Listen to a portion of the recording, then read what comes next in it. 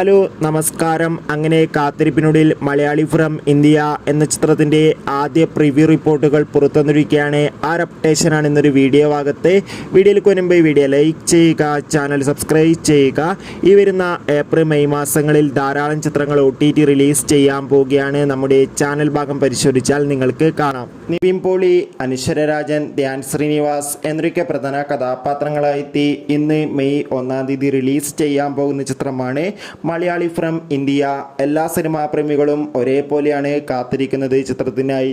ഇപ്പോൾ ഇതാ ചിത്രത്തിൻ്റെ ഏറ്റവും പുതിയ പ്രിവ്യൂ റിപ്പോർട്ടുകൾ പുറത്തുവന്നിരിക്കുകയാണ്.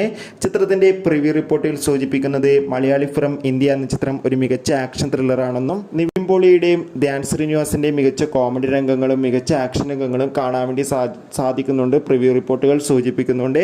എന്തായാലും കാത്തിരിക്കാം ചിത്രത്തിൻ്റെ കൂടുതൽ അപ്ഡേറ്റിനായി. ചിത്രത്തിന് വേണ്ടി എത്ര പേര് കാത്തിരുന്നു തീർച്ചയായും കമൻറ്റ് ബോക്സിൽ രേഖപ്പെടുത്തുക. ബൈ.